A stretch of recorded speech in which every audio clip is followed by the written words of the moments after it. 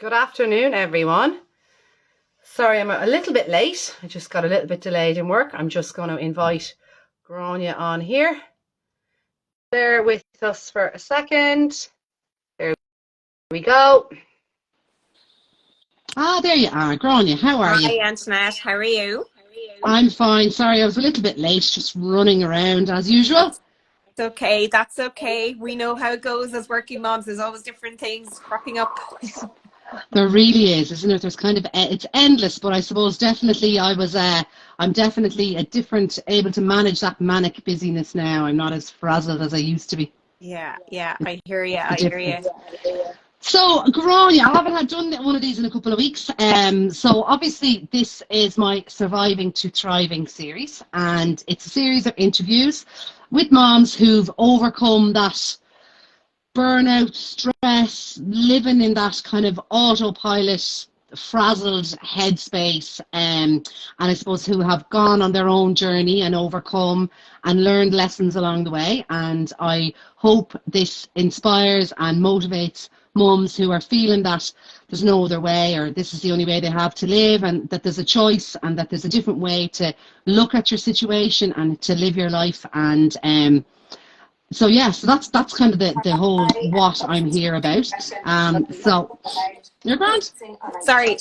Um, I was just doing a video recording there and it went off by accident. there you go. You're fine. You're fine. I'm here to talk to yourself, Grainne, because you are a coach and you have just recently stepped away from your corporate world to coach full time. And I suppose you've lived the life of the working mom. You've been there, done that, bought the t-shirt. So I'd love to hear your story and what it's been all about. So tell us, what's your journey been? Yeah. Oh my gosh. When you sent me the questions, I was like, oh God, where do I start? So yeah. So I suppose to introduce myself, I'm Grainne and I'm a life coach for working moms who want to live differently, have success in their terms without kind of losing themselves along the way, and have time for their family and themselves as well as their career. And as you mentioned, yes, I was in the corporate world for over 20 years, 22 years altogether, 20 of that being in the food industry. Right. And it's funny, like reflecting on it, food, this time of year, as I always say, when people are enjoying themselves, I was always busy because I worked in the grocery retail. So if you think about it, last weekend, burgers, burger buns, ice cream, all of that. When it comes to Christmas, it's turkey and ham and it's cranberry sauce. And when it's Easter, so it was always busy. Right. But I liked being busy. I liked that fast pace. I actually left the food industry for a while, went to pharma, hated it because it was too slow, and I went back to food. Right. And when I went back to food after my second daughter, I went into food service, which is even faster, which is your hospitality, your cafes, Right. your restaurants, hotels. So I was always attracted to the busyness and the fast pace. And I think I enjoyed it because it's interesting, I was able to bring calmness to it. I'm very much a planner. I worked in supply chain, so it was all about forecasting, planning, solving problems. And it was great. And look, I had a really, really great career, worked my way up, became a team leader at a very young age. I think I was 25, 26, worked my way up to senior leadership. But what I would say is that when I became a mother, like I worked the long hours. If I think back, Antoinette, like what I've learned now as a coach is I associated my self-worth with my net worth. So like I Right. really, like when it came to my identity, work. And when I became a mother, like it changes. Like, I worked the long hours. It's funny, it was my husband and I wedding anniversary at the weekend, and I was thinking back in a story. Yeah. When I started dating him, we'd only meet at the weekends. And I was like, why is this guy not asking me out during the week? Is this just a weekend relationship? Yeah. When I asked him, he said to me, but you're always working. You're always working late. So I Right. didn't want to. So like even he, when I met him, could see that. Other people in my life could see it. I couldn't see it. But when I became a mum, it became more prevalent. And I continued to work the way that I did. And after my first daughter, Right. it was fine at the beginning, but after about a year, I burnt out. Right. I was on redundancy notice in my job then. And that was like the rug was pulled out for me. It was like, wow, everything that I've worked for came crashing down. and I couldn't see like the opportunity or the possibility. All I could see was, you know, my self-worth being knocked, and it was like the wind was taken out of me. And I think I was struggling to find my place in the workplace after going back after my daughter. And when that happened, that was a big, I really went into burnout at that phase, and like I struggled, you know. I went to counselling at the time to support myself, did some CBT to kind of figure out, you know, why am I feeling like this? I had the support of a life coach. Like the redundancy period, I was really well supported by my employer. And I worked with a life coach. That was my first experience. And he really helped me to look at what's important, what do I want to focus on? And I didn't know, like I'd never done any personal development work. So that was like 2013, 2014. But like that year was a really, really tough year for me, like just work-wise feeling like I was a failure. And then we had a miscarriage as well that year. So it was like everything that I wanted wasn't working for me. And I just felt like, what is going wrong here? What am I doing wrong? And it was all down to me. I kind of, you know, worked my way out of that through the counselling, through the support of that life coach. And I was very grateful and thankful that I didn't end up being made redundant at the 11th hour. I got a job, which I did take.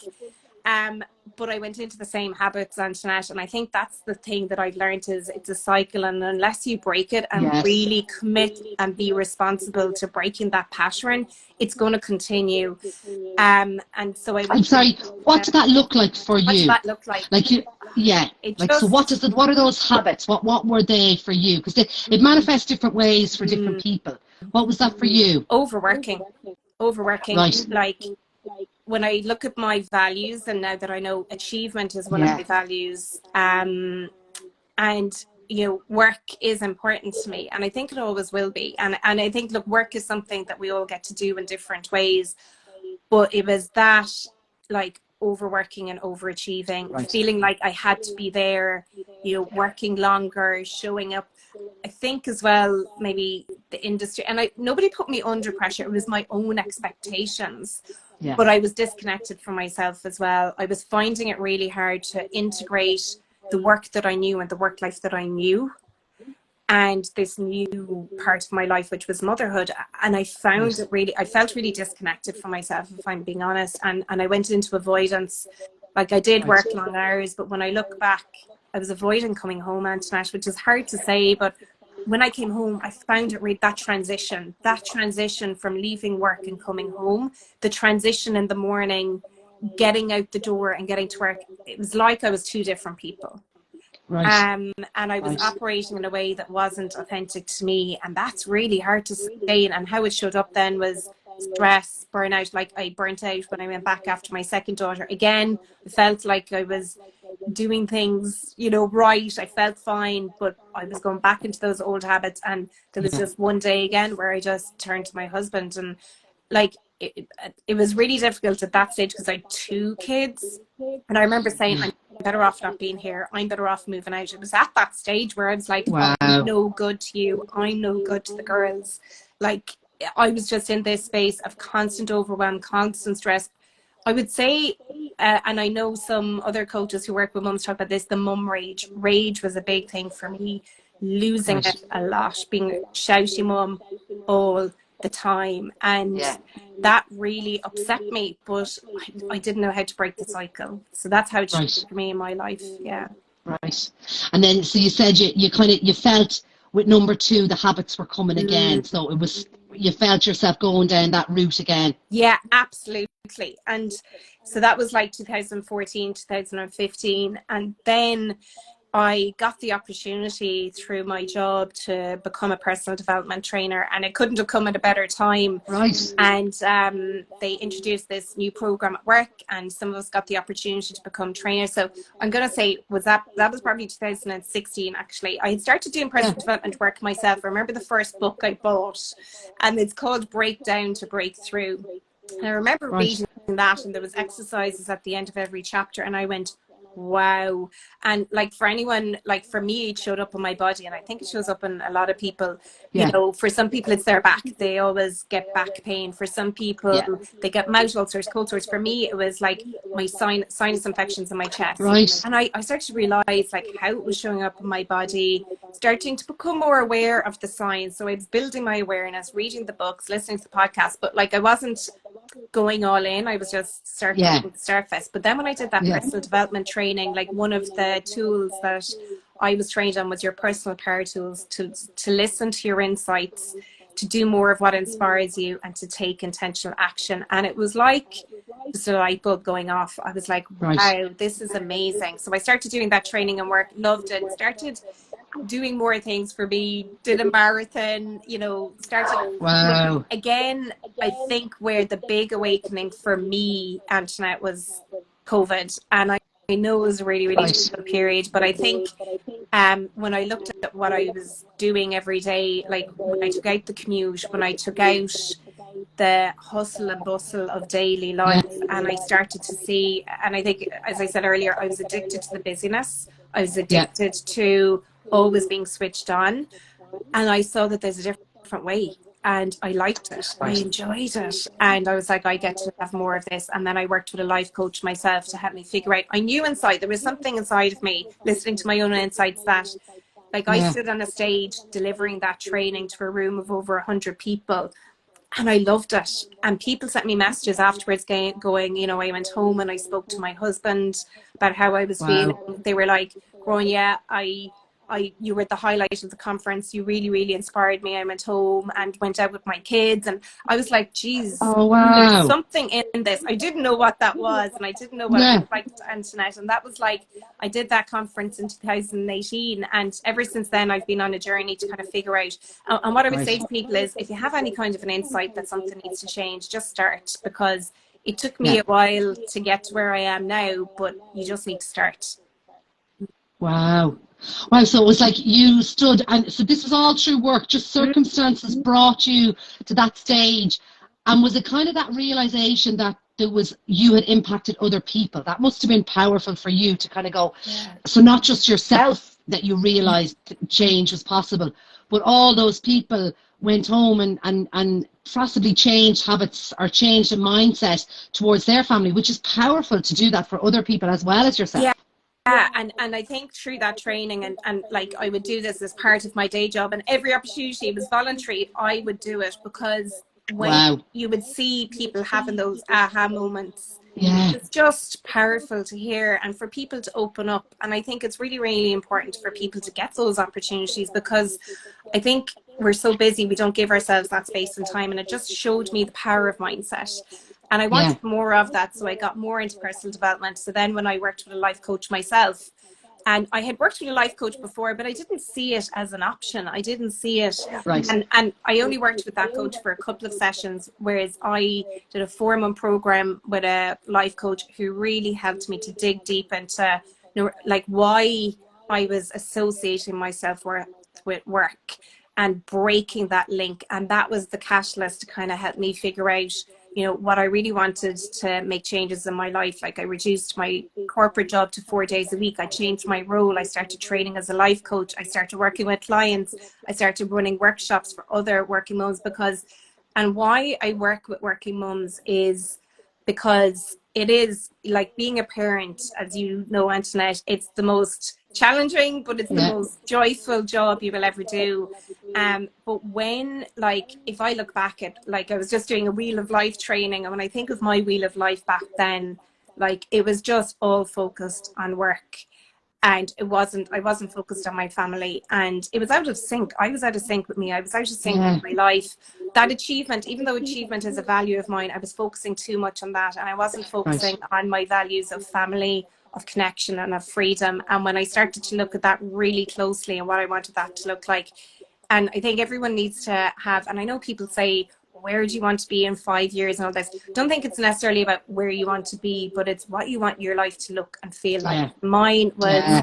busy, stretched, a shouty mum, not feeling fulfilled, and that was impacting on me, my relationship with my kids, my husband, everything, to be honest with you. And I was like, life is worth more than this. And that's what COVID showed me, like, not having that rushing, being like slowing down, not having to be somewhere all the time, not constantly looking at your watch, constantly looking at the time. And I think there's so much power in that.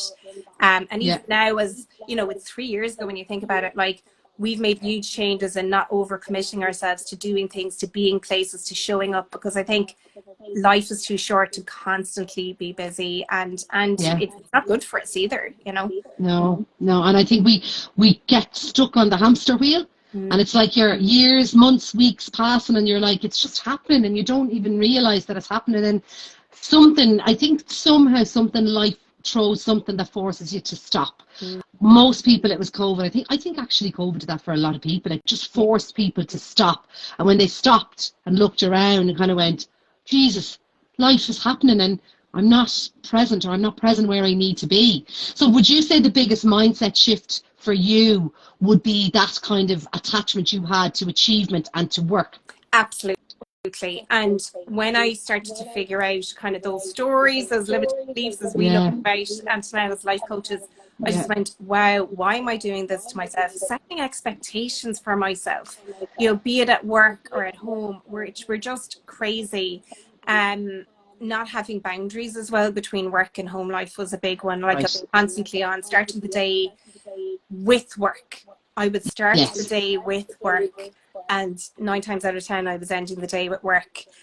Work phone, personal phone, all of that, and just boundaries and being clear on what was important to me. And I think, unfortunately, a lot of women are not good at this. I think men in general are better at this. They're better at saying yes, and they're better at saying no, and they're better at being direct and clear on what they want and what they need. And I think for me, I was constantly moving into that victim mode of, I can't do things for me. I don't have time. I have to be there. I have to be present. I have to be switched on. Or going into the hero mode of, I'm the one that needs to fix this.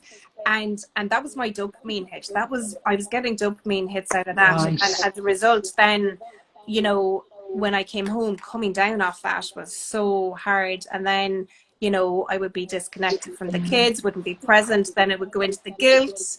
Then, I was going to say, you know, that cycle that you get into, Antoinette, and it's so hard to break it. So hard, I think what really helped me to break it, and I know this sounds like so simple, but it was actually my daily habits and routines. My daily habits and routines around how I spend my time and where I focus my energy. And that was the game changer for me. Like, really? And I know, like, there's been mums listening here who have small kids and things like that. And when you're in the early season, you know, I think in the baby season, it's going to be really hard to do this. But I think when you can find that space just for you, starting the day with you, that was honestly an absolute game changer for me. Like, because I used to start my work day looking at my work phone. There was an email that would come in every morning that everybody looked at, and I would already be getting queries and things like that at 7:30 in the morning. And I fell into that. And then I would notice that it would be like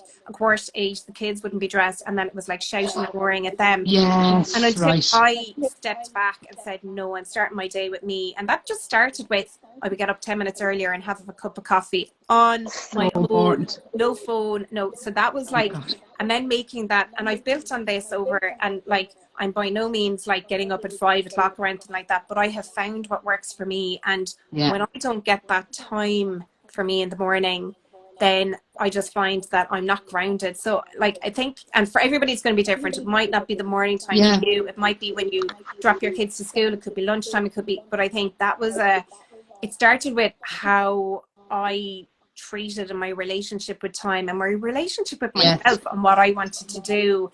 And that was the kind of foundation. And then after that, I started to do more of the mindset work and getting deeper into that. And that was the game changer. That was kind of like the catalyst in helping me to figure out and take my power back and kind of reclaim my time and my energy and focusing on what I really wanted it to focus on, Antoinette. Yeah, and actually, so many people say, I do find the morning is an anchor, because like there's very little time in the day for us, for moms, because once the kids are up, until they go to bed, whether they're in school or whatever, wherever you are, you're always switched on. Shoot, they have to get the washing done, or they need new tracksuit bottoms, or God, I need to book something for the weekend or camp. So you're constantly, and then when they go to bed, it's just like, oh. So I think those few minutes, whether it be 5 minutes or a half an hour, is I think it's an anchor for a lot of people. And like I said, it's not the same time, but I think the morning seems to be very much that anchor. A lot of people kind of need to set them up, and when it throws off, it can throw off your whole day if your morning is. And like you said, you can get stuck into something, and then I find that sometimes, so I don't actually look at my phone, because I could sometimes look at something and then I'm like, oh lads, quick, and then I'm giving out to them for not being ready on time, even though I've been just scrolling for 5-10 minutes, gotten stuck into something,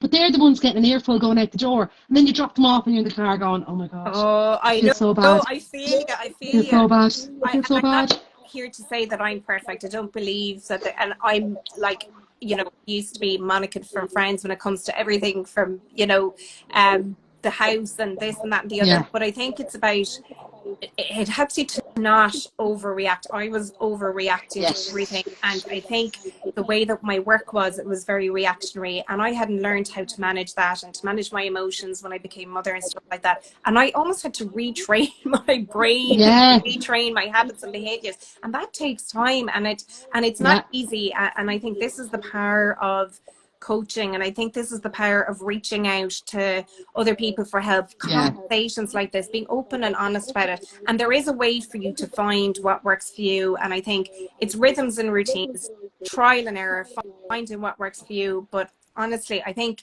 if people, and as you know, like, it's always time. I don't have enough time. I don't have the energy to put into it. But I think, like, if people were to look at their phones and look at how much time you're spending on your phone, can you even take half an hour from that to, go and do a walk or do a meditation, do some, whatever it is. And like, for some people don't like meditation. Some people don't like journaling. Like, I don't do journaling I do gratitude. That was a huge change for me. Being grateful for what I do have, and being grateful for the hard things. There's always lessons, like, we've just been talking there about my journey. There's been lessons along my journey, and I used to go to victim mode. Why was that me? Why did that happen to me? But I go back now, and I'm more compassionate with myself and say, look, I learned something from that. So I think, and I know some people go, oh, but that's very woo, and that's, being positive. It's not about being positive all the time. It's about reframing, and that's what I've learned. I'm just sorry it took me this long to learn it, and that, that person that I would have been back then, I could be more compassionate with myself. And that's why I support working mums, to have that compassion for themselves, to find that way. Because I do believe that we can find a way to work that's more aligned with us, more aligned with how we want to show up. That's not to say that it's easy, and there's a lot of pivoting, and this is the big thing. Just as you said, there's always something coming up. There's always something on your mind. There's always something that needs to be done, but you're beating yourself up when it doesn't get done. And I used to do that, all the time. And now when I find myself going to that place, then I'm able to dig into my toolkit and say, right, what do I need? And 9 times out of 10, when I go back, it's because I haven't had time for me. Maybe I haven't been sleeping right. Maybe there's something going on where I need support from somebody and I need to ask for help. I'm terrible for asking for help. Absolutely dreadful. And now, like, I used to feel like the person on the outside, if that makes sense, Antoinette. I didn't feel like I could, like, ask for help at work, because that would make me look like I'm not doing my job. I felt like I couldn't ask, like, other mums, for help, because that made me look like I wasn't a good mum. So I always felt like I was on the outside. Whereas when I started to realize I can just be me, and I can, open up, and I would be quite an emotional person. But it's funny, when I left my corporate job, so many people said to me, "You're so harsh, Grainne. You're so tough." People, because that's how I showed up in work. I showed up as being tough. Get things done, focus, and that's how people saw me. And some people saw, but I did get upset when I left, because I'd been there for years, and people were like, "Geez, I'm surprised that you're so emotional." But that was probably the perception people had of me. And I think when it came to motherhood, that's where the disconnection, and where I found it hard then with the kids, to, you know, manage the tantrums and the emotion. And we know that there's so much, but if you're not able to regulate yourself, and that's the biggest thing, being able to regulate my nervous system, manage my emotions, not take things personally, not beat myself up. And it's just made me, I'm going to say, happier and more content. And if there's small ears here, not give a fuck, Antoinette. That's to put it mildly. Yeah. So. And the expectations, you kind of lower that expectation on yourself. But as you were saying, it's something you mentioned, actually, and I think there's so many people do it. It's almost like that burnout cycle, that always been busy, and that, like, as you said, that dopamine hit. There's almost, like, it's almost now in a weird way, like, it's like not glorified, but you're like, oh yeah, I'm doing it all. So busy. And it's like people are like, God, how do you do it all? And you're like, well, sure, I get it done. And it's almost that it's like, in society, it's like burning out. It's like, well, you have your burnout, but that goes with the territory almost, which is kind of sad as moms, that it's almost like, well, sure, look, it's going to happen eventually, because there's just so much put on us that it's like you're going around and it's like no one ever says, are you all right? Because you're running around all the time. It's almost like, well, aren't you great? You're doing working, and sure, you're a great mother, and you're doing this and you're doing that. And it's like you're getting that dopamine hit because people are like, fair play to you. And there's nobody going, you all right? Because you've taken on a lot and you seem really frazzled, or you seem really stressed. Are you okay? And I think that's kind of this societal thing that's like, oh, sure, moms have it all sorted. They're always running around, but aren't they grand? And we're not grand. Like, we're not. We're like, as I said, the swan, you know. She's gliding gracefully, but under the water, the feet are going, and that's how we are.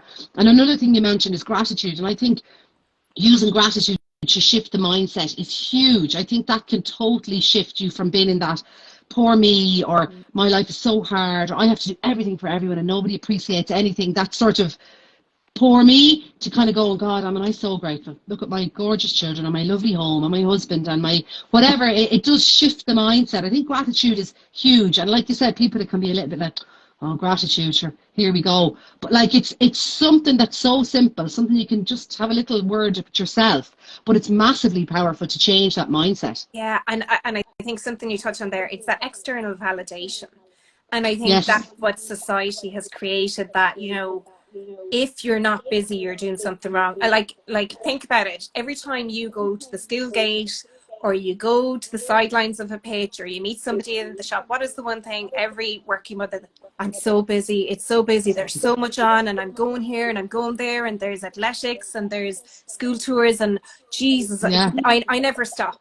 How often do you meet a working mother that says, yeah, I'm good, do you know what, things are good, I'm actually feel the energy difference in that. But what you see is that go, go, go, go, go. And if you're not like, and you know, like at the moment it's like, where are you going on holidays? What are you doing? What are you doing? And like, we have a random holiday this year. And then you can almost feel into the trap. Oh, Jesus, I should be booking a holiday. What are we doing? We're not doing, and you know, what summer camps, you know, and I think, and like, not that there's anything wrong with summer camps or planning. No, it's not that. But I just think it's like, it's just this constant, you know, need to be doing, to be going, to be busy, and that external validation. And I was completely sucked into that.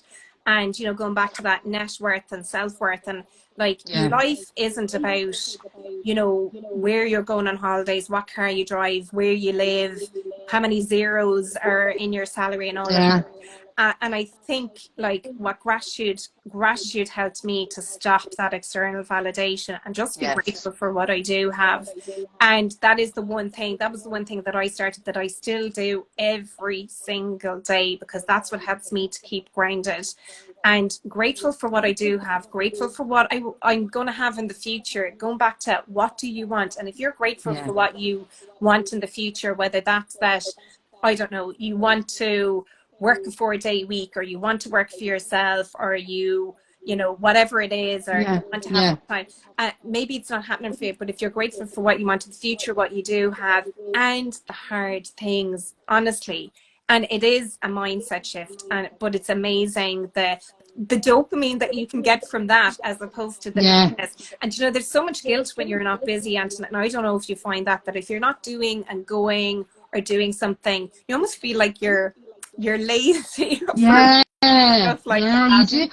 There's less, there needs to be more being, less doing, and that we're always like, what are you doing? I'm doing this and doing that. And instead of just, I don't know the last time, well, now I'd be quite good now, but back when I was working full time, there was never a time I wasn't doing something. And if I wasn't doing anything, I would find something to do because it didn't feel comfortable to just be or to just rest. And I suppose that's all to do with your nervous system is just on fire, and it just doesn't feel, I'm like, we seek out then what's comfortable. So even though it's not helpful or it's not healthy, we still seek it out because that's where our nervous system is sitting. And if you're sitting there for too long, you become comfortable being stressed and frantic. And unfortunately, as humans, we then gravitate towards that, even though it's not healthy and it's not helpful. Tell me, what was the biggest challenge for you letting go of that work, that attachment you had to achievement in work? What was the biggest challenge? Oh, good question. I think the biggest thing for me is accepting that. Accepting that my worth is not associated with my work. And it took me a good while to accept that. And I had to dig deep in this. And I remember my life coach at the time, and we've spoken about who she is. She was very good. She was like, there's something more here. There's something more, Grainne.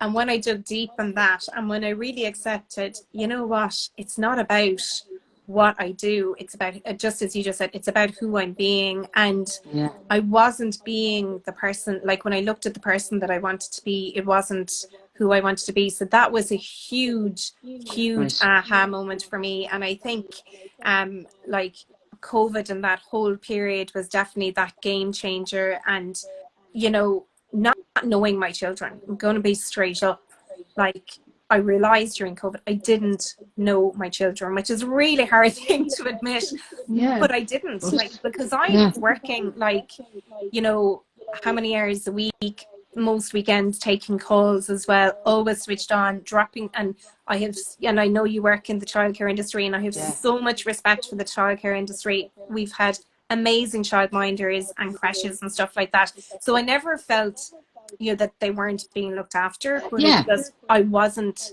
getting any quality time. And it was, the weekends were rushed. You know, I was nearly always switched on at work at weekends as well. And I remember my daughter turning to me at one stage, because I worked in the food industry, and we were out for lunch. And we were in a restaurant, and it was primarily chicken that they did. And there was always issues with chicken at work, always. Chicken wings at the moment, fly out the door. And she turned around to me, and I had just come in after taking a call from work. And she turned around, she was about 5 at the time, and she said, "Mammy, that's you on the wall." And I said, "What do you mean that's me on the wall?" And there was a mural of a woman on the wall with a speech bubble coming out of her mouth going, "Where's the chicken?" And she said, "Because all you talk about is chicken, Mammy. You're always on the phone at work, and you talk about chicken all the time." And I'll never forget it. Like, that was how she saw me, as just being busy, talking about work, whether it's chicken or something else. Chicken or whatever it was. Wow. And just, what I would say is the biggest game changer was breaking that link, and accepting that I get to be more than that, and I get to show up as myself, whatever way that looks like for me. And for me, that meant that I wanted to make a change in my career. And what I would say to people is, if you've been in a career for a long time and you feel like it's not aligned with you anymore, don't be afraid of change. It's not who you are. Your job is not who you are.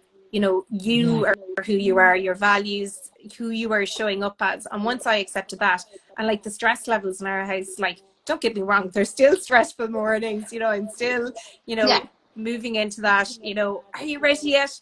But it's not the way that it used to be. And what I'm able to do is not react as much, and not stay there, not stay in that place of our overwhelm. Because let's be honest, the overwhelm doesn't go away, the stress doesn't go away, but how you react with it, and how. So digging deep in that toolkit, so that was kind of the biggest game changers for me. And tell me, how do you stay focused now and kind of motivated? Like, is it just, and I suppose you mentioned a few times, and I think it's so important, is having the toolkit.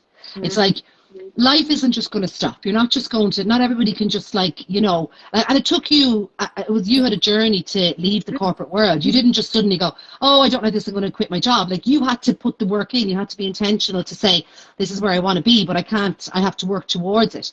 But within that, isn't it so, it's having the toolkit for when you get overwhelmed. And like, life is stressful as a parent, and especially in the way the world is at the moment. There's so much uncertainty. But having that toolkit that you can go, actually, I know what to do. Instead of going in and on the hamster wheel until you burn out, it's like, hang on, I have the tools. And that's so, so important. I think that's what, as coaches, we're equipping people to having the toolkit. So what would be in your toolkit? Yeah, so I think my toolkit is checking in with myself regularly. And like, I have a daily practice where I check in with myself every day.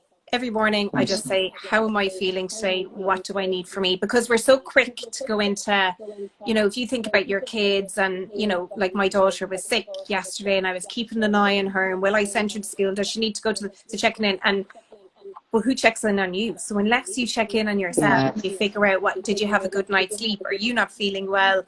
What do you need for you for energy for today? So checking in with myself, and just coming back to that, I do that every single day. Gratitude, I do every single day. Meditation, I do every single day. And that's about a half an hour routine for me. So it's a half an hour every morning where I just check in.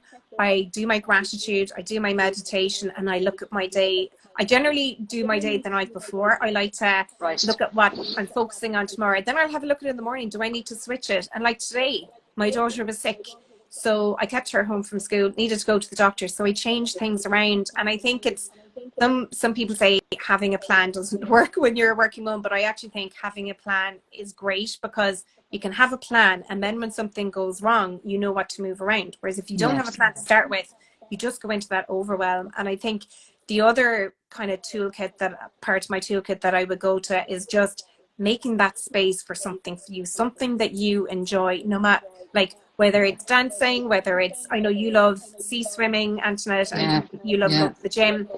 Me, it's going visiting the sea. Don't do the sea swimming as much. I'm more We'll of a get good you in, weather Grainne. swimmer. We'll get you in for it. But I go to the beach once a week, but it doesn't have to be something big. It just needs to be something, but just something for you. And the other things I go to, because I think it's all about sustainability. And what do you do every day? It's breathing.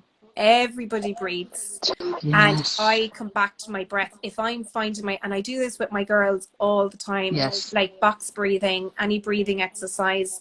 The other things that you do every day that, you know, we'll all get to do until we are no longer here, is you lift your head off the pillow and you put your head on the pillow. When you lift your head off the pillow every day, what are you grateful for? And when you put your head on the pillow at night, what did I do today? And go through your day. Sometimes you may have just got the kids out to school, got dinner on the table, put on a lawn washing, and went to work.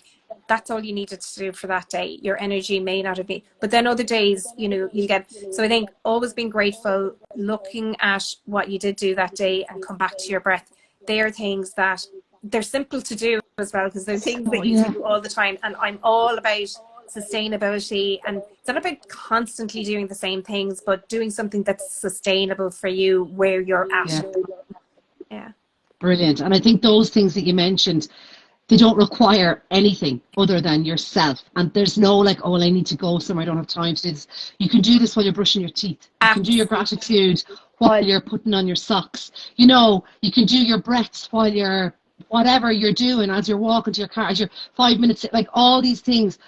They don't need anything other than yourself and the intention of doing it. And I think that's so powerful for moms who are kind of going, I can't, I don't have the time. It's just, as you've been conscious, and even as you said, waking up and just being like, what am I grateful for? As you wake in the morning, sets you up before you even put your feet on the floor. Yeah, and one book that I read along my journey that really helped me, and I'm a massive fan of Mel Robbins, if anyone follows me. Yeah, I love Mel. Her book 54321, that was just amazing. That really helped me. And on those mornings where it's hard to get up, or you know, even if you're in the middle of the day and you're just like 54321, it's just, I do it with my daughters as well. And I shared earlier, like I do mantras every day. I pull a card every day, and my daughter, she started writing her own mantras and she stuck them up beside her bed.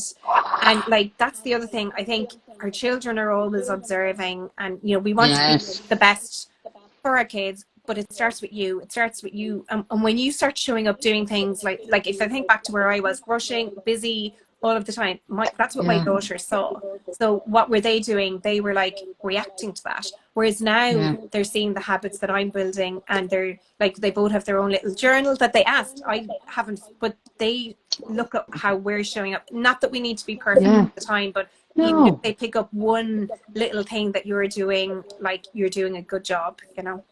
Yeah, and I think that's another, it's a responsibility on us that we have as moms to empower our children, that as they get older, they have the toolkit, so that whether it be secondary school, college, jobs, however life is, that they have that toolkit always available to go, I can feel something coming on, I have the tools. And that's, I suppose, that's the gift that we can give our children, and that all parents can give their children, because at the end of the day, our children are the generations. They're going to be the ones who are the guards, the nurses, the bankers, the bus drivers, whoever. So if we can empower our children, what we're learning, we're setting up the next generation to, I won't say not make the mistakes we did, because it's all learning, but it's like we're setting them up so that they have that toolkit, and that hopefully they can pass on. And, you know, it's modeling that behavior. So if you had, if you could give a bit of advice to a mom, a working mom who's just on the verge of burning out and just can't see any other way, what bit of advice would you give her? I would say the first thing is just take a big deep breath. If you're really in that place, and if you're listening, and if at the moment, I was even just chatting to somebody in the DMs earlier who just is completely overwhelmed with everything, with the season that she's in, just pause, just take a big deep breath, just stop what you're doing, just step back from whatever you're doing, and just write down what's in your head. I'm a great believer of getting everything out of your head and onto paper. And just ask yourself, what do I get to do to help me in this situation? If you look at everything that you've written down, what is one thing that you can do today to make life easier for yourself? Whatever that may be. That may be not cooking dinner this evening and getting something out of the freezer. It might be you need to have a conversation with your boss. You need to have a conversation with your partner. You need to have time for you. You need to get out, get away from that desk, get out of the house, go for that walk, whatever it is. But just pause, take a breath, get it all out of your head, and just do one thing, and reach out for support. Don't be afraid to ask for help. Don't be the lone wolf that I was, because the lone wolf will make you feel alone and will make you feel disconnected, just like I did. But when you come back to yourself, when you find that tribe, that support network, etc., and there are so many people out there who can help you, it will feel easier and it won't feel as heavy, and you know, you can come back to yourself. That would probably be the advice that I would give. Brilliant. I love that. Just to do one thing. You don't have to change the world or solve your problems in a day. Just do one thing that will make you feel better, or that will just improve the situation for you. And you're doing a workshop, aren't you? Which I love. I think actually I've sent it, and a lot of people who I know would be working moms, like, and be struggling probably similar to what you would have struggled in the past. So tell us about it. Yeah, so it's coming up next Tuesday, and it's called Frazzled to Free. So it's for any mums out there who are feeling frazzled, overwhelmed, stretched at the moment, and you just don't know where your time is going. You're saying you don't have time to make the change. You don't have time to take that breath, to pause. This is an opportunity. It's 1 hour to just pause, to just step back, take that helicopter view of your life. Where's your time going? What are you focusing your energy on? You know, you've all this stuff that you need to get done, but there's an easier way to do it. So I kind of go through some of the tools that I just spoke about there. And there's one exercise that I do that every time I do a workshop on this, people go, oh, wow, I actually have that amount of time. Because I think like how we all have the same amount of time, but I think it's how we're using it, how we look at it, or like what I said, I was addicted to the busyness, and we can fall into that trap. So it's just 1 hour for people to take a step back. And if people want to find out more about it, there's a link in my bio on my Instagram page. It's on next Tuesday, and there'll be a replay for anyone who can't make it live. There'll be a replay going out as well. Brilliant. And like, I suppose it's coming from your lived experience. So it's not, this was your life, and you've learned I don't mean made the mistakes, but you've had your own ups and downs. So this is coming from lived experience, which is very real and very true. So good luck. I'm sure it will be very powerful and a great success. So thank you so much for coming on and sharing your story and sharing all your knowledge and your tidbits and lots of advice and hints. And I hope people get something from it. I'm sure they will. Yeah, thanks so much, Antoinette. Delighted to No be here problem. and to eventually done this, because I love the work that you do as well. And I think we're both on similar paths in terms of helping women. We are, absolutely. Bye, everyone. Thank you so much. Thanks so much, Grainne. Talk to you soon. Bye-bye. Thanks, everyone.